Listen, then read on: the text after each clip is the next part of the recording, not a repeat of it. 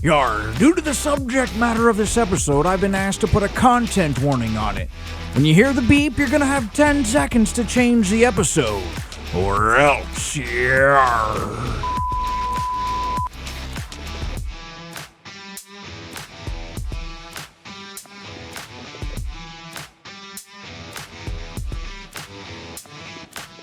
It's a Dungeons and Dragons podcast that'll really make you think. We're spicing up the rules, mashing up the homebrews, and stirring up the debates. Add a little touch of our own, and you have Chef Bolg and the Pirate Captain's Recipes for Everything.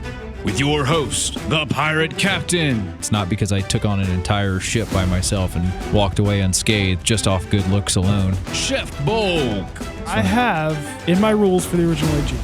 Don't be a dick. And Loke the Bard. Lock the Bard bans all bards from his campaign. That wouldn't go over very well. And without further ado, here are your hosts. Oh, that's right. We're back at it again for another fun-filled adventure with me and my bestest buddy, Bolg. That's me. Hooray. Ah, yes. And Loke, of course, Loke the Bard. The sexy one. Are you really that sexy? Yes. I mean, Charisma 20. That doesn't mean you're sexy. I think it does. I don't think so. I mean, I did a stripper pole dance that once made, straight people gay. That is true. I was, weirdly enough, throwing my own 20s in there. Godward. Anyway, this is Chef Bolg and the Pirate Captain's Recipes for Everything. I am the titular Pirate Captain. With me, as always, my best buddy, Bolg. That's me. Oh, that movie's going to be good. I haven't seen it yet. That's on my list of things to see. Settle down, Beavis. Wow. And Loke the Bard, of course. Nothing? Of course. Of course. Of course. Of course. This is Chef Bolg and the Pirate Captain's Recipes for Everything. You can find us on Facebook, Chef Bolg and the Pirate Captain's Recipes for Everything. You can email us, bolganpc.com or bolganpc@gmail.com. All the ways to contact us, reach out to us, interact with us. We're always doing that. We've got the YouTube page. We have the website we're working on. There's all sorts of stuff coming down the line. Make sure you guys stay tuned and always look out for us. But I also want to go ahead and shout out our sponsor for this video, the Red Dragons Workshop Studio. We had them in early in June. It was the first episode of June. They do some amazing work. They also do painting workshops. If you want something 3D printed, you're going to want to talk to the guys at Red Dragons Workshop Studio. Find them on Facebook. Send them an email, reddragonworkshop@yahoo.com. Let them know what you want, and they're going to help you make out the best figurine that you can possibly have if you want a whole 3D world printed so you can play the game right there. Talk to these guys. Interactive maps that work together. It's all magnetic based, so it can come apart and be put together real easy. And the minis is what I'm impressed by. If you guys go to our Facebook page, we shared their photos that they work on, and we also have what they gave us as a gift, and that's why we're out shouting out Red Dragons Workshop Studio. With that being said, what are you guys up to today? I feel like this is kind of like more of a low-key casual episode, A little bit. I mean, we did low-key casual? Loke-y? A Loke? Always trying to bring it out to you. Not like to the Mischief. sponsor that we were talking about all throughout lunch just a bit ago, which we won't mention on now because now we'll actually get in trouble. But might be a little more low-key because we had a little bit of drink at lunch. A little bit. This is definitely more of a D&D things. We didn't even talk about, actually. We were more political when we were talking during lunch, and we decided, like, hey, this is not where we're going to take this podcast, so we're going to keep it that way. But I do want to talk about, D&D stuff. Yeah, there you go. Honestly, I've been absolutely plastered. Even when we started playing at the shop over in, where is that, Largo. I've been plastered walking into that shop and playing D&D, and it's probably one of my favorite ways to play this game. Yeah. Well, my regular Friday night game that I'd played in before I met you guys back when I was still in the military. Back when he was cool. Yeah, back when he was cool. And he had a cowboy hat, apparently. Yeah. Not back then. But anyway, that regular Friday night game, you were expected to bring your six-pack, your bottle of Jack, whatever you were going to be drinking, and the game ended when people were too drunk to actually continue playing. I mean, even when we play at our house, you're more than welcome to have access to alcohol. I think it's funny because like most of you guys, when we actually go to different houses, there's only one house, and that's with what was his name? Nickelwart? Not Nigglewart. Nigglewart's your dad. He's always had beer in the fridge for me. You have beer in the fridge for me. This is He's true. my very own best friend, and I'm trying to think of which character he went with. It was Felix Fizzlebum. Yeah. Murphy. Felix. No, it was Felix. It was Felix Yeah. Fizzlebaum. Felix Fizzlebaum doesn't carry any beer in the fridge for me. And it's weird because he's my best friend, and he doesn't do that. But your dad does. Your dad actually had a whole fridge in the house. I haven't been to his new house since he moved, but in his old house he did, and I knew exactly where to go in, and there was always beer in the fridge for me. Well, that was that extra fridge, which is now our extra fridge, which is where that beer is. So So if I go to your dad's place and he doesn't have beer in the fridge for me, I'm very much going to be upset. I don't think he does. You better get that. Don't make me call your mom, because your mom loves me. Everybody loves me, and I don't know why. I'm an asshole. I really am. The pirate captain is a dick. I think the main reason we don't drink as heavily these days is the distances. Yeah. Yeah. that you we're guys have to traveling. drive. When you guys are playing at my house, I'll have a few drinks, but that's because it's my house. Yeah, I you can don't have just to go anywhere. to bed. Oh, I'll know. still drink you. I- It doesn't matter Like I how said, far the distance. The Friday night game I was talking about when I was in the military, we all lived on base, and I would walk from one on base house to the other on base house, That's a and that's not a good have to worry about driving afterwards. I mean, you're spending time in the barracks. That's the idea. That's a good tip for new at-home DMs is have some place for your friends to crash. That way, if they want to drink, they can. It's not even so much to drink because these games go on for hours, absolute hours. So I've been a drinker for a long time. I've been drunk since even before high school. I mean, don't tell my mom.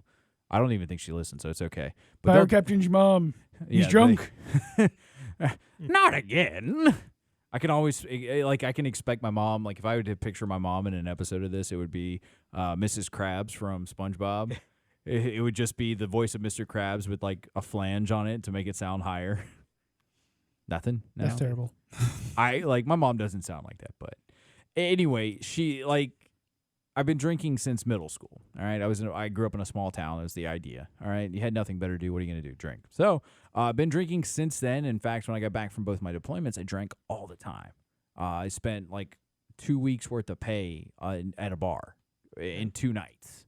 I was buying for friends, but now when you go out to your friends and stuff like that, it helps with the game sometimes. I can tell you, I've had better characters that I've been smashed with and just better role player. When you're more relaxed, you're more willing to take the risks and just have the fun role play experience that you might not have when you're your straight laced self.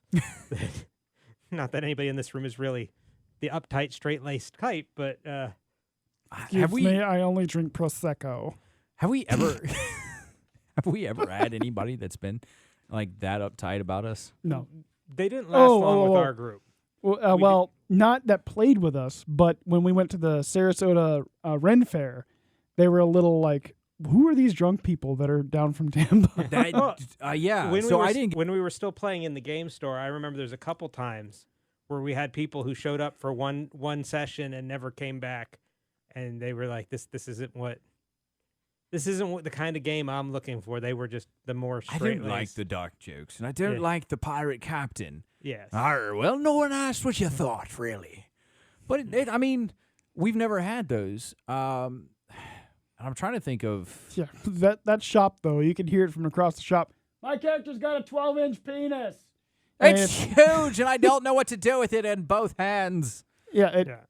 But there were people that would come in, little kids, and we were smart enough to shut up, and maybe be a little more respectful. A little. Yeah. Little being operative, but we were known for sneaking in drinks for that. Yeah, I remember you having rum and coke most of the time there, Pirate Captain. Absolutely. So drink of man. But we've talked about how we've done events like Renfest in the past. I can't believe you guys got almost booted from Sarasota Renfest. Like it really takes a special somebody. And let's call this the Charisma and Drunks episode. Charisma and Drunks, because we've all been drunk and done events together. We now, we just actually had a few drinks coming into this episode. Wasn't sure what we were going to really do in this one. This one's kind of like a throwaway. And I like that. And let's treat it that way. I'm the only person I've known and my girlfriend, the pirate captain's wench, she'll tell you that I've gotten high fives for calling people assholes, and it works. But we went to, it was our first year at Tampa Renfest, and we held our niece, Bakaw's daughter, Nugget, up on our shoulders. And as we walked through this thing, we were make way for the princess, shows stopped. And I'm talking like to a dead stop. Bowing to her as if it was like a part of the whole festival. No one knew. No one cared. In a stroller. It's not like she had a palanquin. It was a stroller. Yeah. We each lifted a wheel of the stroller as if it were a palanquin, but it clearly was not. Yeah. Even Mr. Producer over there was part of that. Yeah. Mr. Producer. The silent man of the hour. But people are going to think that this guy doesn't exist. I'm just going to go referencing some guy. Referencing some imaginary guy. And maybe we are. They never know. Theater of the mind. But, the whole show stopped. And it was me being the loudest, as I always is, and the drunkest, too, as I usually am. Yeah. And, dude, we were all smashed. There's photos I have of us on Facebook. Even there, Loke the Bard's passed out in the back of my car. I'm trying to talk Mr. Producer into joining the army as we're on our way back to the store to go play D&D for the night, because we weren't going to miss D&D just because we were drunk. Yeah. Yep. But it's a fun thing. You never know what you're going to expect. This is what we do when we have like a throwaway episode. We go get drunk at the bar and come here and we're like, all right, let's see what we got with this. And just for the record, for those listening, we did have designated drivers, and we're doing all the safe. Thanks to make us sound like a pair of bitches. Yep. I gotta protect the show from future lawsuits. I'm putting on the rules lawyer cap. How many times am I gonna have to tell you it was one time? All right, you plow through a child's birthday party. At least we got cake. All over the windshield. It was cake.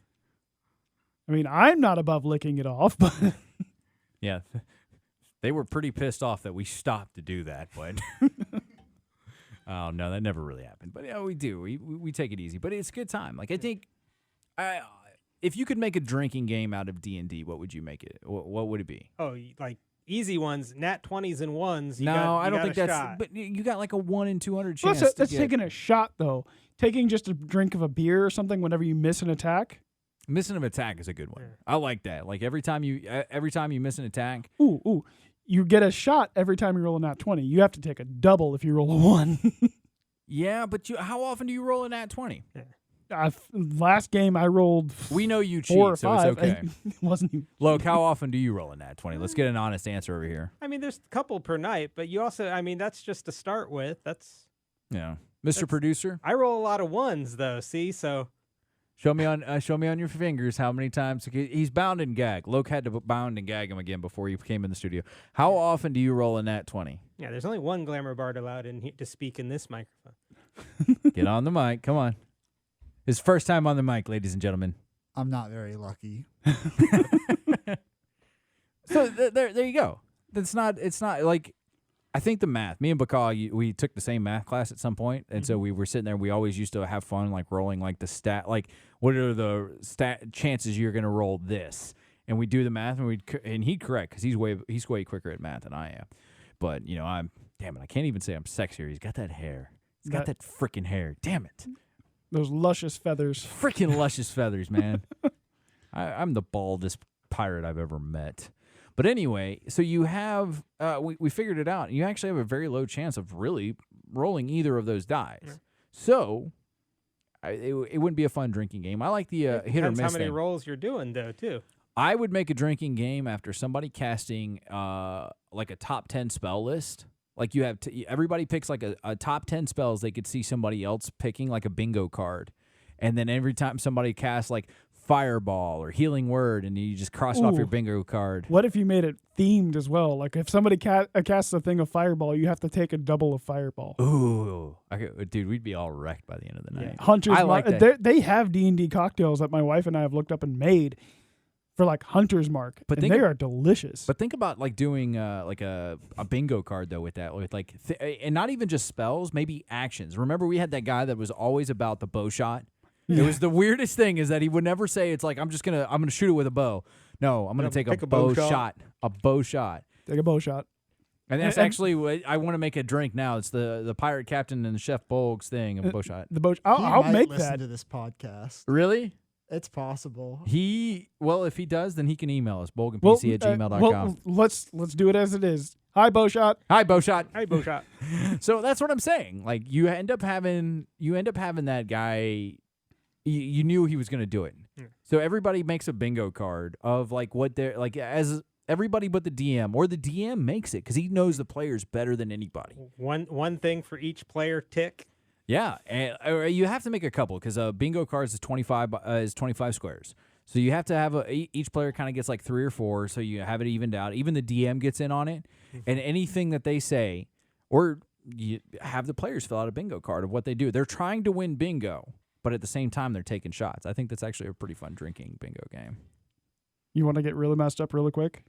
Somebody who's not the pirate captain playing Warlock, whenever they cast Eldritch Blast, it's a shot of moonshine. Yeah, you'd never. Everybody else is stone cold sober, but me. I Eldritch Blast just isn't that fun of like it's a great spell, but there was a video I watched on YouTube and I thought this guy made a good point that it should be a class feature for Warlock, and I think that because everybody else wants that spell because it's the most powerful cantrip. Well, that and the way the Warlock's invocations, so many of them depend on you having that particular. And then you become cantrip. the Hexblade. Yeah, that you have. Anytime a choice becomes so obvious and so almost mandatory, it should not be a choice. It should automatically part of like a class feature or something you get. Yeah. You get at level 1 Eldritch Blast as upon taking the class Warlock. Period. Yeah, I don't want to get too far away because we're talking about drinking and charisma in this one, but I think that's the way it goes.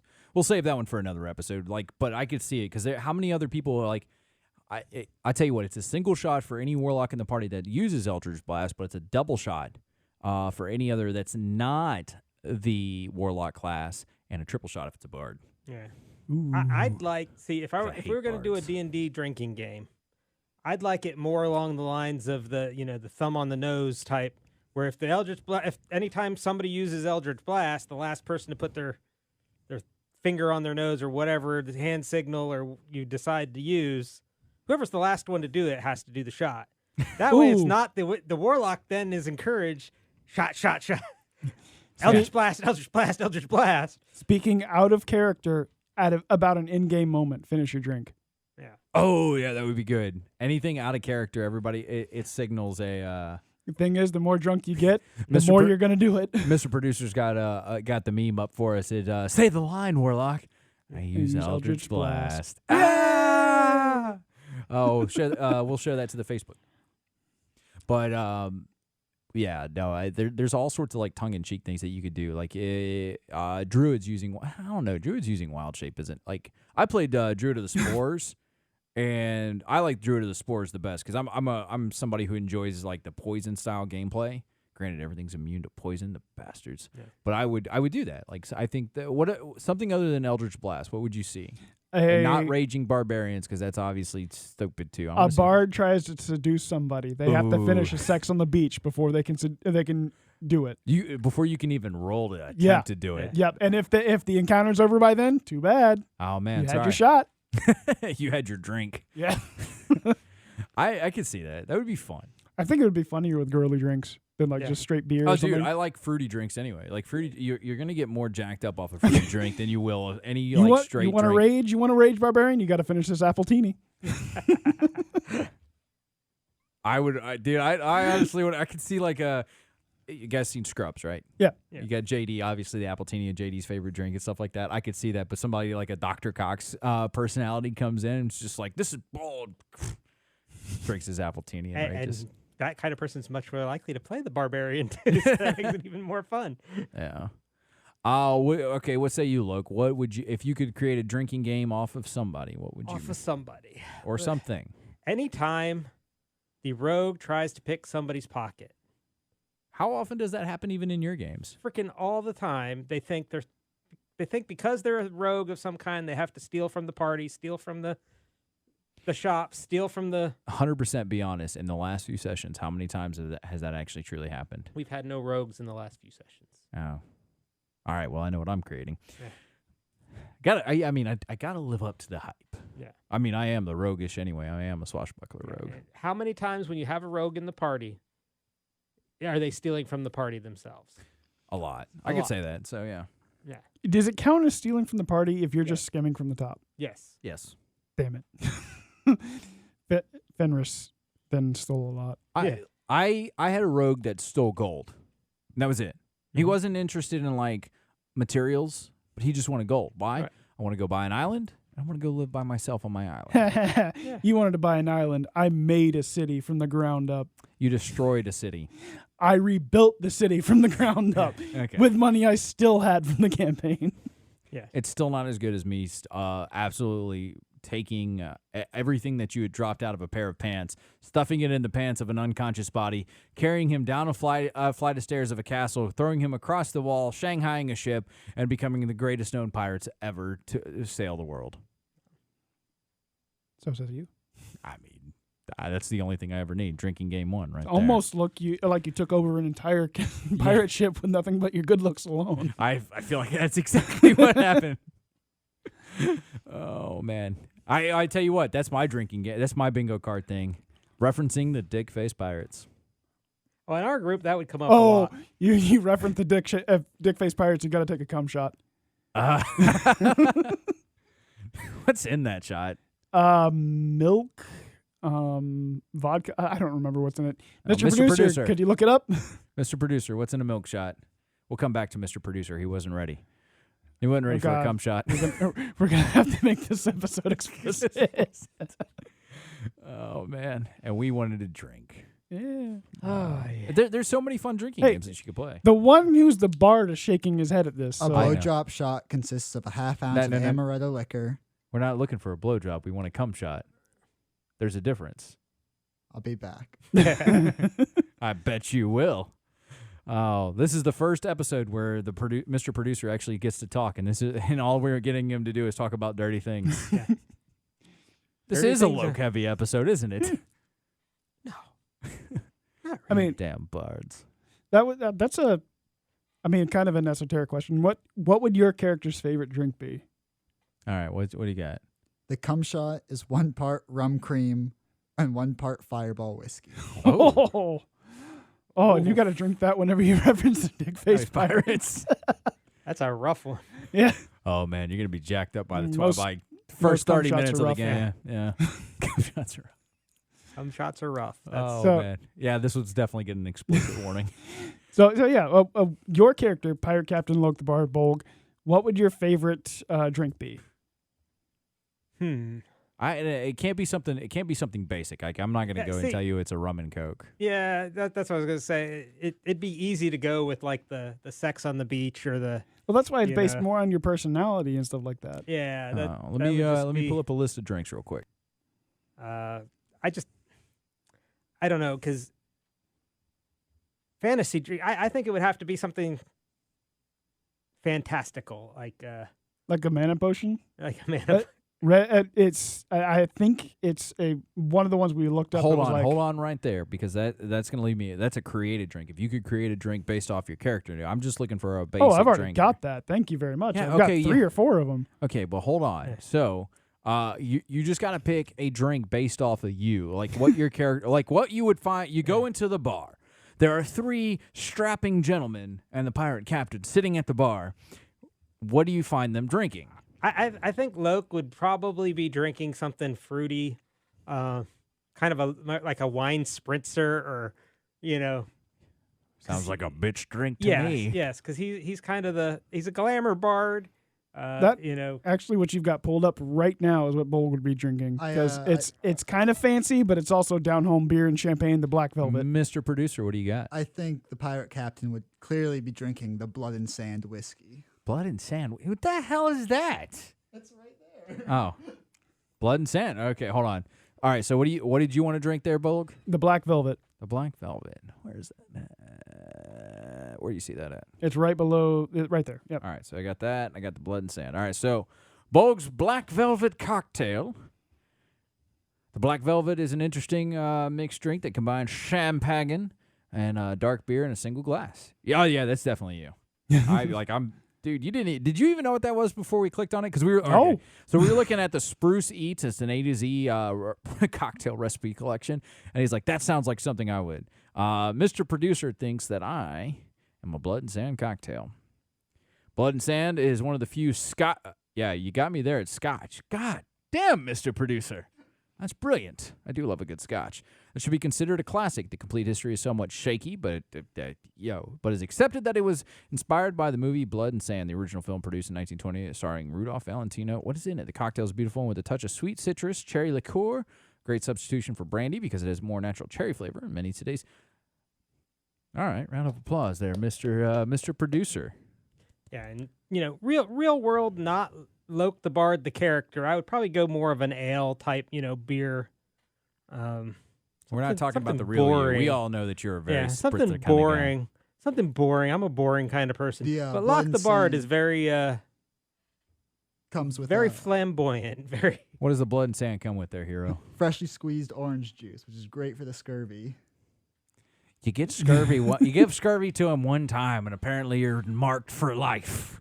Man, I tell you. For those of you who follow the Facebook page, you know I've already posted a couple of drink recipes on there. Absolutely. The Grung Blood cocktail, which is cranberry juice, grenadine, cherry brandy, or amaretto and bourbon, and cola. And it's a nice, sweet, tart drink. I would call if I could create a drink for me, it'd be Overboard, and it'd be some kind of like sangria mix or something. I think that would be great. Just call it the Overboard because every time you drink sangria, you feel like you're on the ocean. Well, my for Bolga would be the Elf Blood mead because it's just mead with pomegranate. And it came out. It's a little bit more of a dry mead, but it's very drinkable, very tasty. Nothing. I've given several for Loke already. So, but if Loke had to make a drink, yeah, you had to make a drink right now. Make a drink for the crew. Something with a lot of ice, like a margarita type. Something just fruity. Something fruity. Something very fruity. This is the man. If you go back to his original episode and he tells you the story, he was out there slaying princesses, and now he's like, you know what?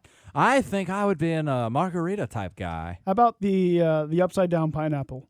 Yeah. Those of you who get that reference, hi, but it's blended pineapple, prosecco, and tequila. Basically a margarita, but more fruity and sweet than other drinks.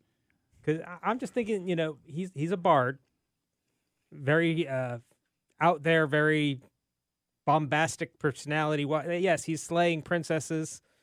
Winds up slaying princesses and laying dragons. Exactly. That's the most bardest thing I've ever actually been able to like. Yeah, and that's the thing. He was the stereotypical where instead of fighting the bad guys, he's there trying to seduce the women. A lot of the girls aren't drinking the hard liquor.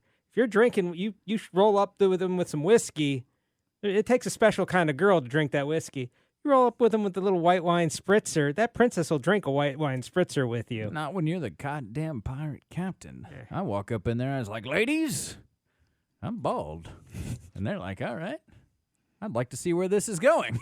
Yeah. I also posted the Wormfire mead, which is hot honey mixed in with the regular honey for the mead, which was spicy. Look, if you ever meet Bolg out in real life and he offers you something, I'm going to tell you, make sure it's still got the seal on it, because I'm going to tell you there have been some nights I wake up and I'm like, man, my butt sure hurts.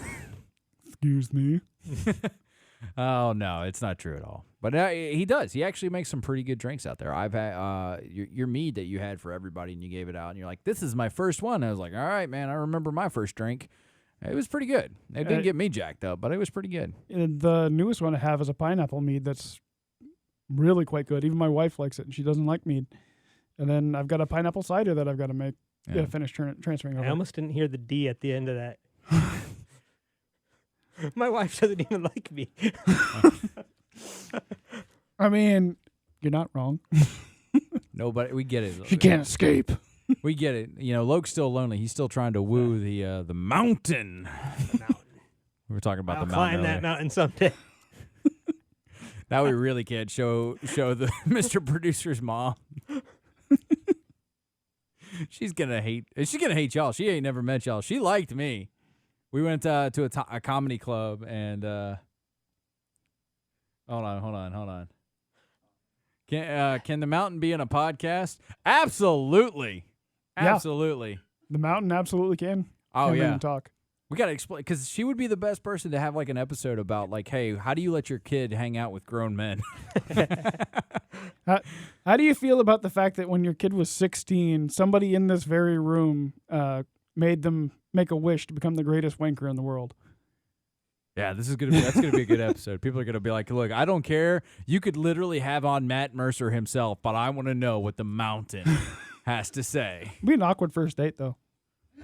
Yeah, it would. Yeah. There's this long-running joke, for those of you listening, there's a long-running joke about having Mr. Producer is more like a little brother to most of us. And to certain people, it's like either a son or a nephew-like figure. And I was explaining this to the Pirate Wench. She was like, so what is Mr. Producer to you? I was like, well, he's more like a little brother. You know, he's somebody that we've kind of guided and said, hey, don't do that. We did that. Trust me, you're not going to like that. So most of us, he's like the little brother. With Loke the Bard, he's far enough to be a kid. Well, yeah, he actually literally falls in the age right between my two kids. Yeah. So he literally could be my kid age-wise. And so we always had this running joke that obviously nobody but me has actually ever met the mountain. And a very nice lady, we met her at a comedy club. It was like a 1 in a million chance. And he was like, hey, Mom, you got to get back in the truck. You got to get back in the truck. You got to go. He's here. I never thought he'd be here, but he's here.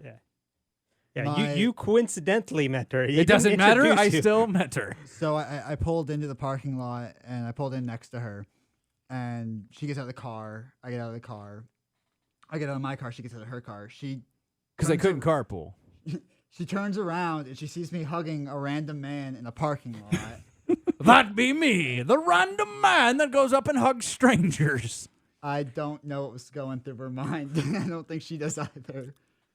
Who's this weird man hugging my child? Of course, she was also on the line when Baka and I were playing Rocket League, and we referred to him as a sexual piece of chocolate. Yeah, the mountain's That gotta was be beautiful. Be on the lookout for my book coming soon. Mr. Producer, The Boulder Story.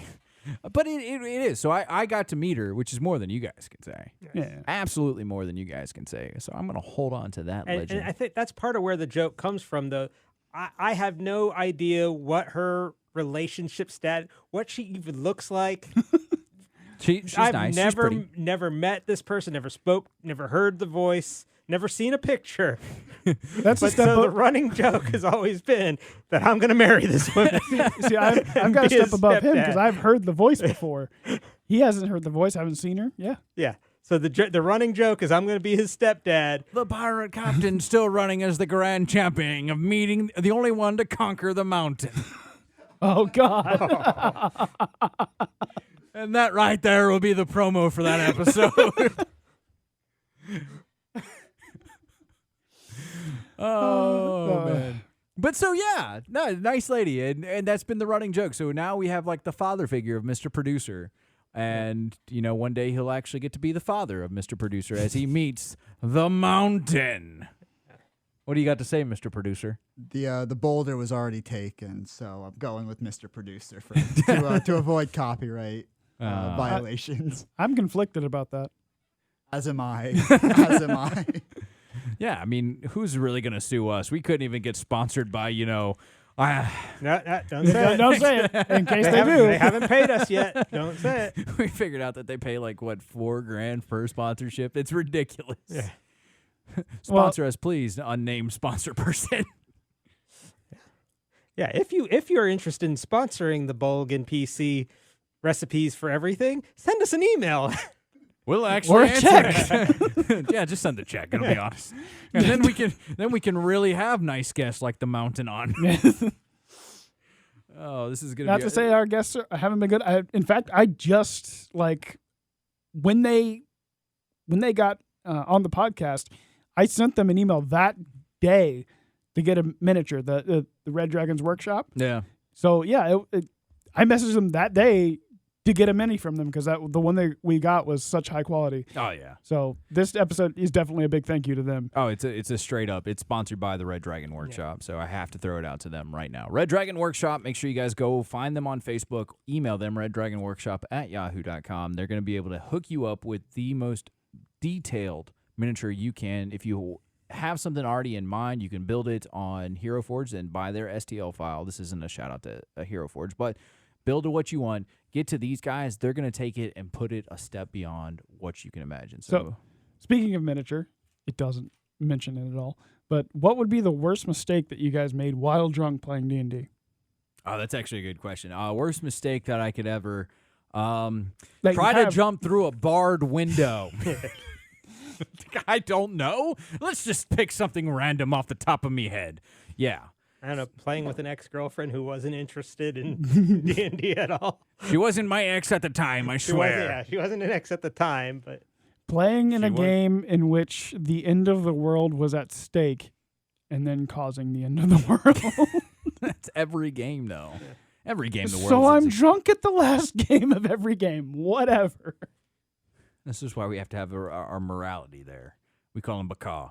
No, seriously, I think I was pretty smashed the night that I tried to jump through, and this is right before COVID started, and I had shown up. I was coming from work or something or another. I was just smashed as hell. And I show up at the shop, and I come in, and I was like, all right, here's what I'm going to do. All right. And I do it just like he would. Like, I'm looking at this imaginary window, and I was like, all right, head first charge into there because I'm trying to cut off the enemies that are running away. And he's like, all right, roll. And I was like, cool, I got a 17. And he goes, yeah, those were metal cage windows. I was like, what? He goes, yeah, I wasn't going to tell you. I was just going to see where this played out. yeah, that's what happens when you're in a bad part of town. They're going to have bars on the windows. That's just the way it works. I was like a 250-pound dude. I was like, because the pirate captain had gotten out of shape because he had it was a disgraced pirate. So, Too many oranges for the scurvy. aye. But Yeah, that was a fun campaign while it lasted. It Yeah. just didn't last very long because of COVID. Oh, man. I loved being the foil because that was an evil campaign and I was playing a lawful good character. I kind of loved being the foil for that because I'm like, no, See, we're doing this. It works to have a single foil in a game. Like, either you have the whole party good and one evil character, you can do it. The whole party bad and one good character, you can do it. It's when the party's kind of split half and half that it's going to break off and you're going to wind up. I want to see like the whole party evil and the one good guy doing it, and what he's doing is he's constantly going around and like fixing the mistakes of the evil party. Like they like stab somebody half to death, and he goes, "Don't worry, I'm gonna heal you." Or he's like, "Here's somebody, go see a doctor. Somebody call this man an ambulance." Yeah, and see, that kind of a thing could work in a campaign. And the same is true where like the evil guy goes around behind the party and, changes the map so that you're going to resurrect your moon goddess instead of going to the Cobalt treasure cave that Or you think you're going Walking into a shop with a high level shopkeeper and immediately shooting him with an arrow. Trying to convince somebody to, I don't know, give you a +3 buckler for some reason, and Slashing the throats of a bunch of survivors of a shipwreck because they were there. Just little things. Evil characters can be in a party. we're really good at examples, aren't we? It's just if the whole party is that same evil, and you're not playing an evil campaign where you're trying to end the world, it's not going to last very long. But that one character who's just off from the rest of the party's agenda can be interesting, can be fun. It's just when that one character, if you're evenly split, is where it gets real troublesome, because then the party's going to split and you're going to wind up where they're fighting against each other more than, there's no reason to sneak it when you got 4 other guys right behind you who are helping you cover it up, helping you get the things done. Yeah, and it kind of puts a limiter on what you can do because if you're just being out and out evil, then they're going to be like, you shouldn't be doing that and try and shut you down. Right. And you won't like go, well, I'm tired of you and try and kill them because, hey, we tried that too. My character tried to kill the entire party at the behest of a dragon and started getting her ass whooped. So she said, no, it was a joke, guys. Let's kill the dragon. I don't remember that. That was you. That was when That's because the pirate captain had run away to join the pirate ship. you had fucked off down the pirate ship. That seems like something I would do anyway. Yeah. I don't know. It's a chaotic neutral. I think if you had to give an alignment to most drunk people playing the game, it would be chaotic neutral. We do our best to stay on to what we do. I don't know. I think having a foil is great in every setting, but you also need like NPCs that are foils too, because you need somebody to kind of like counteract you. Like if you're doing a bunch of bad things, you need the good guy to kind of constantly be running in behind you to stop you. Right. Mm-hmm. So. Right. Yeah. Then that's what your big bad, or I guess in an evil campaign you'd have a big good. That's what they're there for. Is they are a foil in that, an NPC foil in that way. Yeah. Yep. But sometimes having one in the party, who, like I said, who has their own agenda. It's not necessarily that they're evil. Like they're gonna like derail the entire like- campaign, looking, I don't know, for some random NPC with a weird M name. I don't know. Sounds like Murphy, Morgan. Morgan, yeah. Yeah. Well, that was like that same campaign where I slashed the throats and fought the party. We went up a tower. I'm glad this is a podcast about D&D because this would be really awkward. A certain tower where a certain paladin killed a guy. He didn't kill anybody. Ah. The stairs committed fall damage to him. I was just like, oh no, you and he's poor the one who hit him. It's at least manslaughter. Yeah. didn't do anything. But at that same time, my character was missing from most of that fight because she was off raiding a vault and taking that money to her eventual lover. You want to know why your character was missing from most of that fight? Because I played the most World of Warcraft paladin I could ever think of. It was a Leroy Jenkins moment where I ran all the way up the tower. And I was like, all right, cool. Now we're going to go all the way back down. And I had Sanctuary on me so nobody could hit me because I had a pretty decent modifier even for a paladin. So I was like, all right, let's take it where it is. But if somebody dies during a committing of a crime, it's still manslaughter. I was not committing You're a crime. trespassing at the very least. Yep. You can't trespass in a place that doesn't have any rules. They even had rules. Where were the rules of the tower located? I'm pretty sure that was a government prison facility. I don't think so. It would have been labeled government prison facility on the I outside. think it was. Yeah, because we were going to break out the one chick that was held there that we needed help from. Imagine if we had the money to like sponsor that. This would be like where it cuts away and it's just like me walking up past a giant sign that just says government facility. It's got blinking lights pointing to it. Area 51, stay out. It's the raid on Area 51, the paladin. Oh man, I really wish I could remember that character's name. He's an Oathbreak. No, he's a paladin of. He's the pacifist one. Yeah, the pacifist paladin. Oath of Peace or Oath Something of like that. Serenity. I don't remember what it is off the top of my head. Which it was an oath. So that's actually a question I've been pondering. Redemption, I think. It's No, either Redemption's the Batman. It's Batman. Maybe Devotion. It might be Devotion. Yeah. Yeah.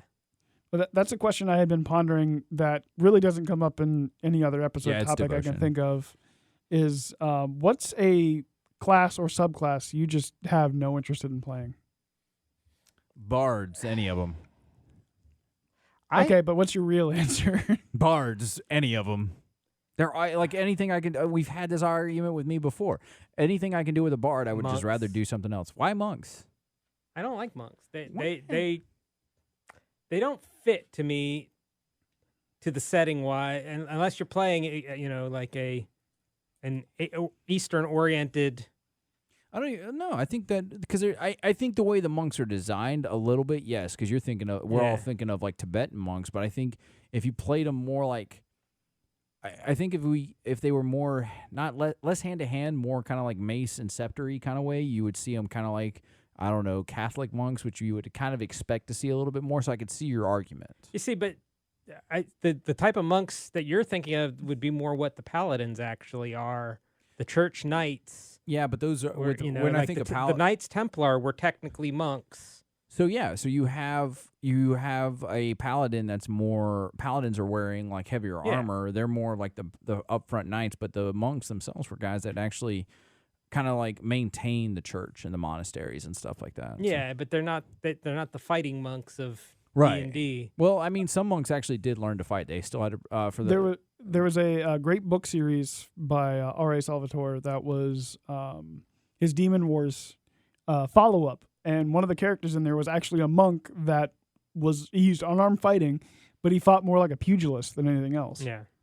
And that's like your type of, traditional monk, Christian monk. Personally, I don't like the monks because, one, mechanically, most of the monks don't scale well. They're good in like the low first 3 or 4 levels because they get, the fury of blows and that kind of stuff real early on. But as they go up higher in levels, their damage doesn't scale with them. No. They become decent ranged characters, but then you lose out on your flurry of blows and that kind of thing. Yeah. I can understand that point. Like, they really do have a scaling issue, but. Yeah, and, I prefer Some my of their characters class for a themes suck, long too. run. And like I said, I've played monks. I will probably play monks again, but they are probably my least general monk class. And when you get into the monk subtypes, they've got some of the worst subtypes. They too. do. Mhm. You're looking at. I can see that with the Sun one, the one they tried turning into Goku, and then they also had the one, the Brewmaster Monk. Which I should've would been argue cool. those are some of the good ones compared to the crap that is the elemental one. Mm-hmm. Yeah, They were trying to make the Avatar, but they failed miserably. They should Yeah. have turned the Or- wizard. or That the should've open been hand. Yeah, the open hand's pretty good. I like the Ah. quivering palm one. Like that. It sucks that that's like the far down line. They shouldn't have changed the Kensei.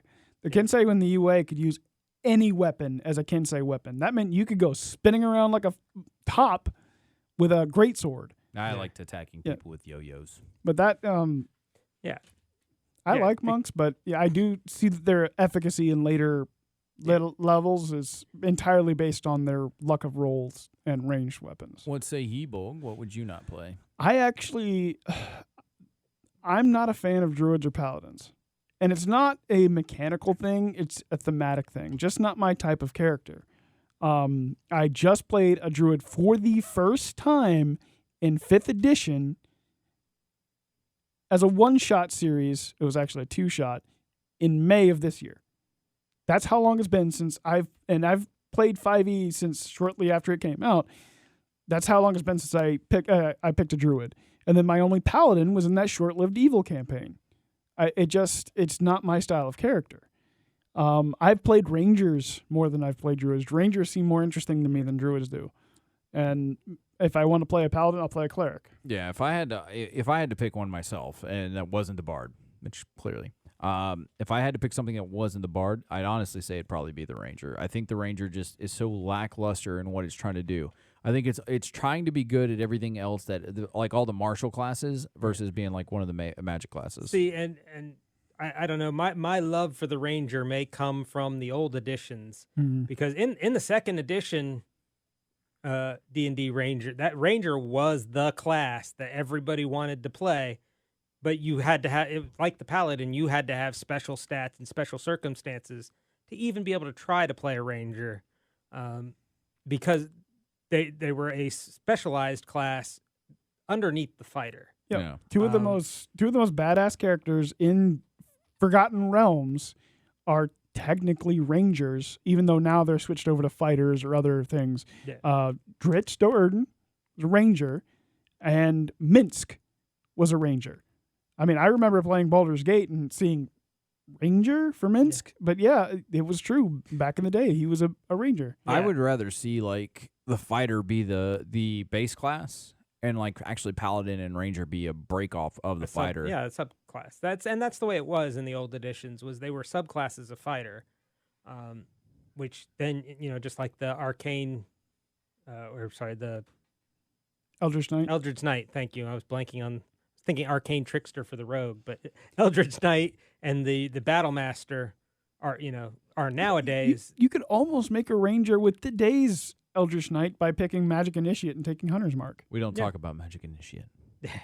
But it's a part of the game. But no, I think that I think that if we actually based, instead of trying to make, what is there, like 9 classes right now? Are you adding the artificer? Yeah. There's I'm adding 13. 13. 13. Man, I was way the hell off. So there's 13 classes, right? I think that's a little much. What if you broke it off? Like, that sorcerer was all magic classes are based off the wizard, Well- and what spells you take as a wizard would make you. And I get it, that's the way it was in old editions. But nowadays, I think if we reverted back to that, you wouldn't have to add all these different subclasses out there. You would just kind of like build on- Druid used to be a subclass of cleric, a specialized cleric, a nature cleric, basically. The ranger and the paladins were subtype specialists of the fighter. The bard was actually a specialist subtype of the rogue. Yeah. There were really only 4 classes, and everything else was a subtype back then. Bard was the only way you could have magic as a rogue. Yeah. Yep. Yeah. But the game has gone away from that, where they're trying to distinguish these subtype they want more classes, and they put big press releases out when they did the Artificer as the first new D&D, completely new to D&D class released for 5e, because all the other ones existed in previous editions. Yeah. Artificers have existed, but never as their own class. So they kind of cheated. But they made a big press release about they've put out a new class, never before available in D&D, and that's a big press thing for Wizards of the Coast. So I think you're going to see them go the opposite direction. Yeah. I think we'll see more different If they subclass. If they ever figure out psionics, I'm sure they're going to make a return. I just they've got a lot of subclasses now that are it's getting kind of over and cumbersome. Some of the different ones that you can choose from. There are really cool ones, but some of them are just let's just throw this class a bone, and then that class doesn't get half the love that it should. I mean, some of the warlock ones are just kind of the Undying Warlock and the Undead Warlock. Well, one is to fix the problems with the others. The other one just solves it. Yeah. I'm just saying. The Hexblade one needs more work. It needs to be reworked a little bit, and I have my complaints about that. And then look at it. You've got all the, how do you really add schools for the wizard? You really covered all the classes right there. You should just really add to what the wizard can do, basically. And worse, with the wizards, each school, when you choose that school, you get bonuses specifically for spells of that school. Well, if you got a new school that didn't exist when the PHB was issued, some of these spells, there's no war school spells in the PHB. So, if you've taken that as your specialization, you're not going to get they come out, they rewrote it with giving you it for evocation or some other, I'm not looking at the rule book right now, but they reword or get around it. But you're not going back and relabeling every spell and saying this is a war spell, this is not a war spell. Yeah. That's what I'm saying. So I think if we just brought it back, we're branching. We're getting so branched off that we're looking at an entire root system surrounding a septic tank instead of just all right, why don't we just cut the tree and just leave the roots? The roots will die. And also, some of the things that I used to like with the old editions, if you were a wizard that took a specialization, your opposite school, you couldn't take spells of that. You'd get bonuses. Say if you were a necromancer, you would get bonuses to your necromancy and get better necromancy spells. But you couldn't take the restoration, things like life-giving, abjuration, spell class spells, because they were counter to your specialization, and that's why you had the generalist who could do everything, and then the specialist who would be better at some things but not others, and it made a balance of the different kinds of magic users. Yeah, but they got rid of that because they don't like negatives in 5e. Yeah, they're getting rid of the negatives on stats. They're getting rid of negatives. They don't want to limit you at all. They want it to be as free form and as open and as easy. Which I'm all about easy, but things have to have you can't just. We've had this argument in the past where you're running out there and they're like, "Oh, here's a trophy just for walking." You're like, "Okay, I really didn't do anything." Versus the biggest reason I love playing World of Warcraft Classic is it's tough, but once you finally get something, you get that talent point. You're like, man, this is really hard. This really makes up for all this hardcore leveling I've had to do. Well, that's something I like about Dark Souls. You have to work for everything in Dark Souls. That's a drinking game right there. I've mentioned before, one of my favorite games is Final Fantasy Tactics, because of the way they do their classes and leveling system, where you would have, in order to become a black mage, you had to first get 3 levels of alchemist, To become Well, a summoner, you had to have 3 levels of alchemist, 3 levels of black mage, 3 levels of white mage, or I don't remember. Don't quote me that those are the exact breakdowns. They used to have that kind of system too in Final Fantasy 14, but because the game has gotten so far down the line in levels, they're like, oh, we got to streamline this a little bit. Because you used to be, back when I started playing in about 2012, I was talking with my cousin about this the other day, when we started playing was right around a Realm Reborn, right into Heaven's Sword. And you actually had to go do 30 levels of black mage, or of Thermatage, and then at least 15 levels of Archer before you could become the Black Mage. And I like that. I like spending time doing one class. Yeah. So if I had to spend so much time as a fighter and branch off, and before I became a paladin, I got to spend time. So if you had to spend 3 levels as a fighter and 2 levels as a cleric in order to become a paladin, you would have to earn it to be a paladin. Yeah. And that's the thing. It's like, what are you doing in your downtime? I don't think that we spend enough time on the downtime of what our characters do, because we sit there and haven't we talked about this before? Yeah, we've done some downtime stuff. And that's the thing. I think if you spent more time on what your character did in the downtime and gave them more life, and that's what you really do. Like, you have a fighter that's had a hard life, but he knows that he needs somebody to talk to. So what does he do? He goes and repents for his sins and his kills. When he's doing he's going to church, and Father O'Malley's like, well, son, let me tell you about God and how he can help you. And you're like, you know what, Father O'Malley, I think that's good. And that's how he became a paladin. Or you have that fighter who is like, I've tried my best to protect people as much as I can. It's not doing enough. And then you hear a little voice in your ear going, well, I can give you power. I can give you help. And now you have a Hexblade Warlock. Yep. Yeah. I don't know. I think the Warlock still has to be, like, somebody was making an argument why they think that the Warlock should be a martial class. That's a conversation for another time. Yeah, that I could see. I've always thought the Warlock should be one that you can't start as, that you have to role play into. That's a hard role play though, because like especially if you have like a limited magic campaign, like how are you supposed to do that? Like if you have a limited magic campaign, how are you really going to do that? Well, that would be the best campaign to do it, because that would be one of the only ways to get magic. Would be to sell your soul to a demon, or you would have to role play a deal of some kind. Yeah, but like when does that come across? Like when you're just walking down, oh my God, here we go into the feats again. We're not doing this. We're not doing this. You're not getting. I see what you do there. We could do a whole show on that, or like a whole 30 minutes of me yelling at you guys about why we're not doing that. Minor invocation. No, but I think that some of these classes. What if you did that? Think about that for the next campaign that we do. What if we do it where we do the 3? You have, because it's the fighter, the cleric, and the wizard, right? Those and the rogue. And the rogue is the rogue was one of the original 4. Okay, so now you have those 4. Now you have to base your actions. Choose what you do. So everything that you do. Elf, human, dwarf, and magic user. If we're gonna get basic DnD. I don't want to go that basic. What I want to see is I want to see the 4 that you have. So you have, like I said, so you have rogue, cleric, fighter, wizard, right? So your actions and the choices that you make as those classes, as those 4, every time you level, allows you to do something more into one of those other things. So let's say as a cleric, you were talking about how clerics used to be the original druids. They would just be more natured. So what do? During my downtime, I go out to nature and I enjoy the beauty of it, and I start contemplating the life. All right, so now you get access to level 1 nature spells. And it kind of makes it you think more. I feel like this is going to empower your role play, because you're going to think about, what does my character do? What makes them unique and special?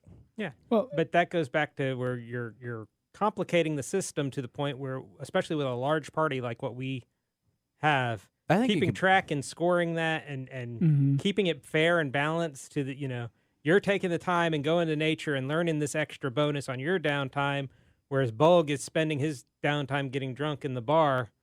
I'm hearing a barbarian. Yeah. That's, I mean. Well, they have systems that do this kind of thing. Basic role-playing, GURPS, anything that uses use the skill to get this skill point type system, that's what that is. Yeah. That's how you build your character. I think that what we're missing, though, on that is is the fact that you can actually, you got to put that on the players. Let the players decide what their downtime. Your downtime doesn't have to be done at the table. Hey, after everybody's packing up, hey, don't forget, guys, go in, Facebook, Discord, all these other apps that we've talked about in the past. You can sit there and go, hey, man, go tell me what you did in your downtime. Yeah. And then you as a DM, while you're sitting there, playing that game, that game that we won't mention. That's what I don't really know what to call it other than that without actually doing it. So you're playing that while you're sitting around, and you then get to read their stories. Yeah. And you go, oh, okay. So you tell them, hey, look, you've done enough time. So it means a little bit extra work on it, but you're already doing that as a DM. You're already planning this out. So you give them like, hey, I want you to think about making they're going to do the stuff that makes them to be the character they want to be. If I'm a wizard, I'm going to go.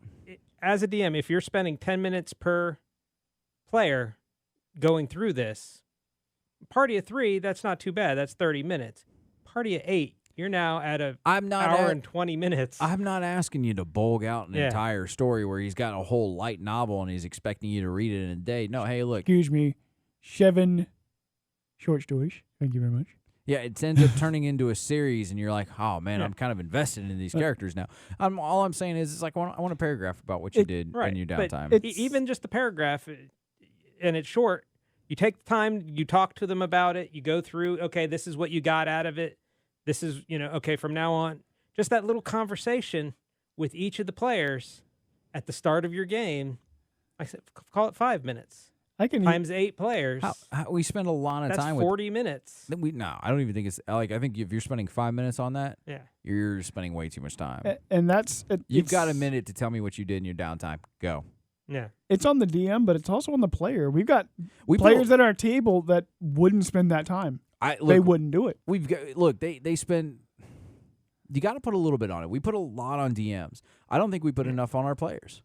Like we really do. We put so much, and when if talking about flashbacks to episodes. Yeah, man, this is the drinking flashback charisma warlock episode. Man, this is one all over the place. But here's what I'm saying. We don't put enough on the players that we give them enough chance to. We don't give them enough chance to do things. All right, or not. Sorry, it's not that we give them enough chance to do things. I'm messing up the whole argument. It's that we don't put enough on the players to actually do the things that they're supposed to do as players. Like take care of themselves. Take care because you got to take care of yourself as a player. You got to take care of that character sheet. Oh, I lost my character sheet. Well, you got to create a new character. All right. No, put some pep in your step. All right. Maybe just not even show up to this game. And I hate to punish a player like that, but at the same time, I have players that are doing the right thing, that are trying to take care of these things. So if the story sucks, the first person they're going to run to and tell you, oh, the DM story sucked, things like that. But it's not maybe that the DM story sucked, it's maybe you weren't paying attention and you missed clues and you were doing all this. What were you doing as a player? This is kind of like a weird responsibility kind of conversation, but at the same time, give the players a little bit of work. Right. They've got to do something too, all right? How often do we want to, we were talking about it at dinner too. How often do we not like being the DM? Because everybody wants to be a player. When we had the guys from Red Dragon Studios in here, we've had James from Tactitious, and they're talking about it. The DM's there for the players, but the players need to be there for the DM too. Yeah. So that damn it, just flew right in my head. Train of thought went bye. But it was a thought what we were talking about on the car ride to lunch. Gosh, it seriously left my head. But yeah, that'd be we're already, on a typical game, 3 to 4 hours for a typical session.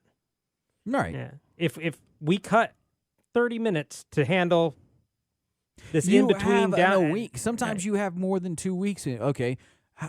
It was a couple months ago that we went it was like almost a whole month that we didn't have a plan. You're telling me you couldn't have found 30 minutes on a Saturday that you were already asking people, hey, what are we going to do this weekend? Oh, I guess I'll just sit at the house. All right, man, you got 5 minutes. Take 5 minutes now. So you want to do it all completely offline is what you're saying. That's what it was. Okay. The how bad of a phrase is that's what my character would do. That's what we were discussing. I don't know if we want to get into that. Not now. But that's a whole conversation for a dangerous time. But let's get dangerous. One of the things that's expected of players is taking notes for a campaign. But what if the reason you're not taking notes is because your barbarian has an intelligence of 6? what does that stop the player from taking notes? Just because your character's a dumbass doesn't mean you're a dumbass. Because there should be by that logic, there should be other people at the table taking notes. So you should still take notes so you understand stuff, because you're not going to not everybody going to catch things. I'm going to tell you, I worked in radio a long time, and I've caught cuss words that other people haven't, and the same goes and vice versa. And that's what I'm saying is you're going to have, not everybody's expected, but if you have the notes, just because you have a wizard that's probably smart and he's probably taking other notes, so you should be taking notes anyway. And he goes, we had this on the scroll. I know you mentioned it. And you go, oh, yeah, by the way, here it is. And you give them the note. You as a character don't have to give out the note, but you as a player can. It's a very dangerous phase is what my character would do. That's a whole conversation. All I'm saying is that if you give the players need to have a little bit of work. Right? I'm not saying they got to come up with this whole campaign setting. Most of them spend a good 30, 40 minutes writing out a character backstory to tell you who they are and why they're going to punch you to death. Okay, that's great. Here's what I want you to do in the meantime. Tell me how you spent your downtime so we can see the path unfold for you. I mean, because it's going to change. It does make it a lot easier to role play that I have no idea what's going on if I have actually no fucking idea what's going on. I mean, that's okay. But in the think you're a end, this better is a actor game. than that. I'm sorry, I was drinking a beer. What? Yeah, in the end, this is a game, not a job. It's not a job, but I'm saying if you take 5 minutes, you're already taking 4 hours out of your life to play the game. Take a few extra minutes. Right. It's not. I'm not saying you got to go spend 30 or 40 minutes writing down this entire lengthy episode like you're trying to sell it to Warner Bros. Or something. Yeah. All I'm asking is take 5 minutes, write half a paragraph. But without something already mapped out in the rule books, or with how much meditating in the woods equals extra spells in nature. That's where I'm going to give it up to. That's where I leave it up to the DM's discretion. Yeah. But that's going to take it. The DM is going to have to work something out and balance that between the cleric and between the barbarian, so that they're getting equal time and equal advantages and every different class and every different situation. Yeah. Are you trying to get super detailed? If you're a super detailed DM, yeah, it's going to probably take you. But if you're sitting there and he goes, all right, he's probably spending some time out in nature. Let's, tell he's probably trying to go down the path of being a druid. Yeah. Okay. You can take that from a couple sentences. 2 sentences. Is that hard? We can all write 2 sentences. Yeah. What did you do in your downtime? I hung out and got drunk and got in a bar fight. All right. Well, sounds like they may be trying to go to Barbarian. And you can talk with the player, too.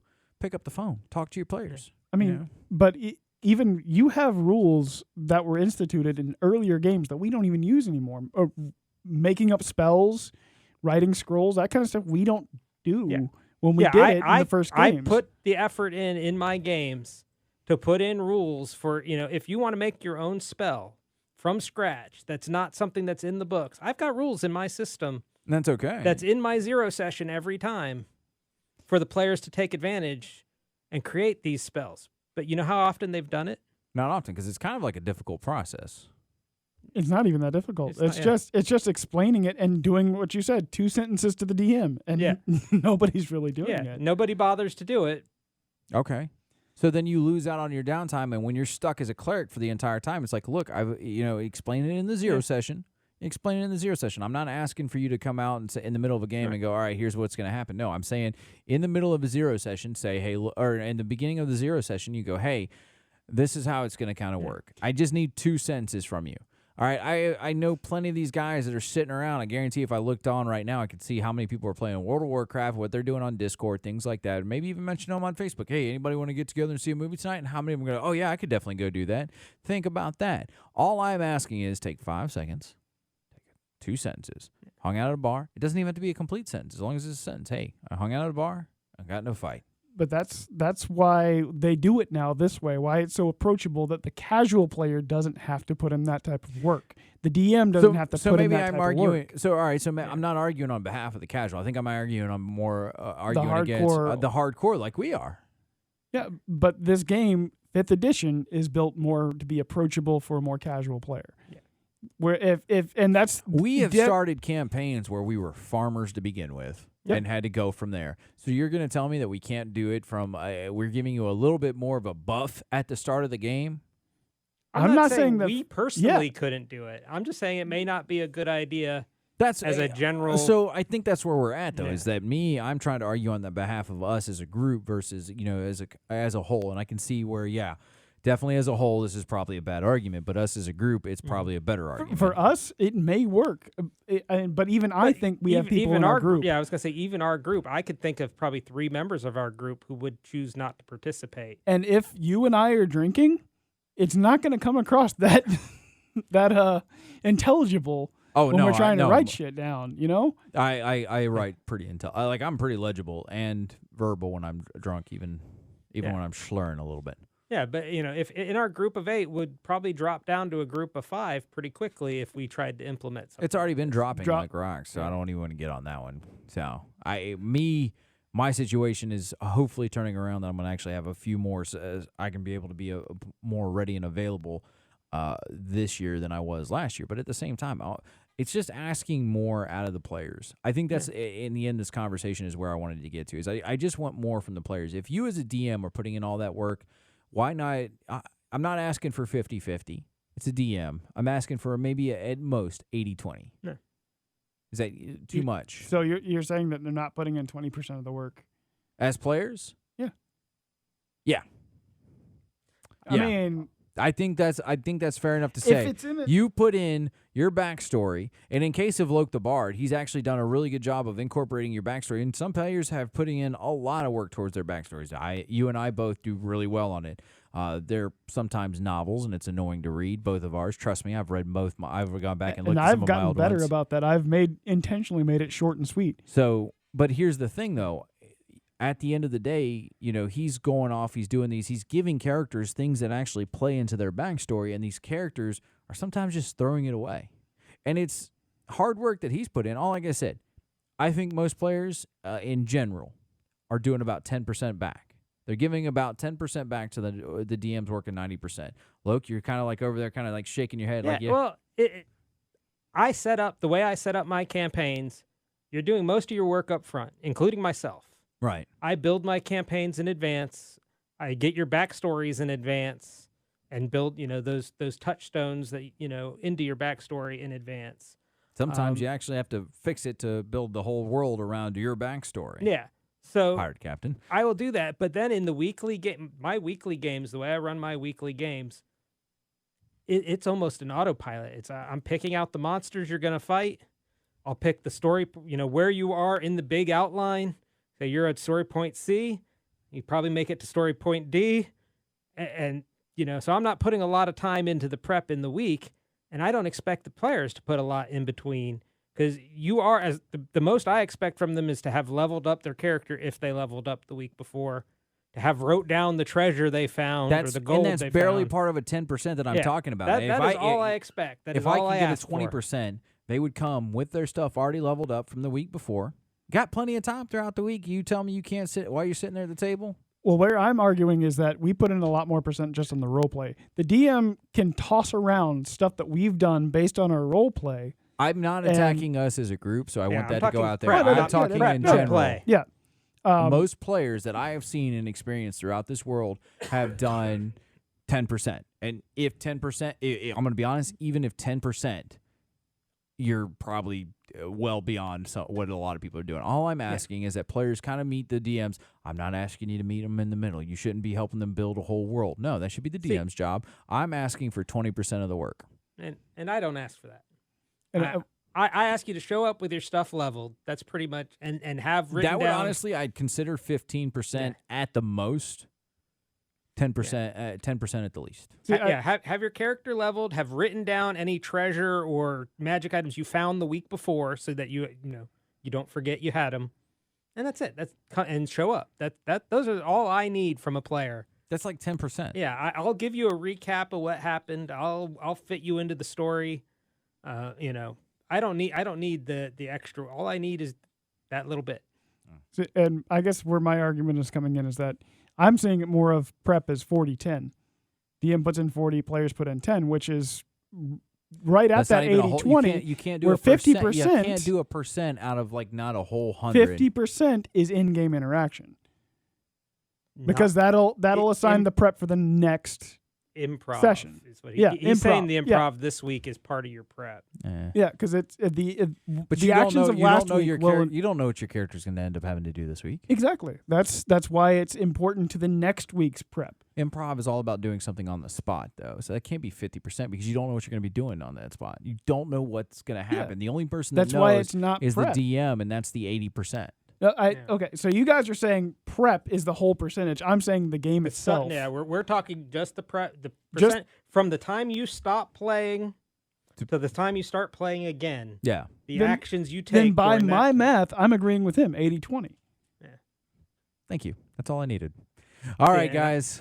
That's it for us right now. I do want to go ahead and throw out again to our guys at the Red Dragon Studios, or Red Dragon Workshop Studios. Those guys right there, they are very important to us. They brought in that great statue. They do a lot of stuff. They've actually created the Chef Bolg mini. I have a Pirate Captain mini I'm getting ready to send them, and more than that. With that being said, make sure you go and follow us on the Chef Bolg and the Pirate. Can't talk right now. Chef Bolg and the Pirate Captains, Recipes for Everything Facebook. Make sure you email us with any questions, gripes, concerns, bolganpc@gmail.com. With that being said, say goodbye, Bolg. Goodbye, Bolg. And say bye, Luke. See ya. Bye, guys. Bye. We appreciate you listening to Chef Bolg and the Pirate Captains, Recipes for Everything, featuring Luke the Bard, of course. Make sure you go find us on Facebook to see what old concoctions Bolg is cooking up in the kitchen. And if you want your emails read, then email us at bolganpc@gmail.com. And as always, happy adventures. Yarr.